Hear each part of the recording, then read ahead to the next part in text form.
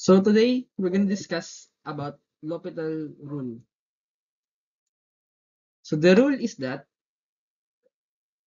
the limit as x approaches a of the ratio of f of x to, gx equals 0 over 0 or infinity over infinity, then the limit as x approaches a of the quotient of the derivative of f and g with respect to x. So let's have an example para maintindihan.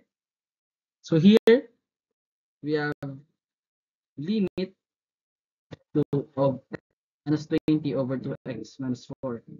So, if substitute natin yung x sa 2, magiging 0 yung equation.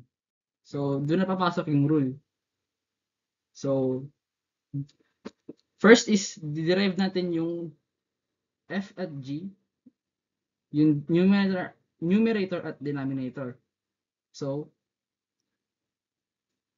derivative of ng numerator would be 10x since 2 times 5 would be 10, then 2 minus 1 would be 1, so 10x, and since 20 na since constant yung 20, automatically 0 na siya. So for the denominator naman, we would have 2, since 1 minus 1 ng x would be 0, and 4 is constant, so ang derivative ng equation would be 10x over 2. So, substitute na natin yung x sa 2. So, ngayon 10 times 2 over 2 would be equals to 10.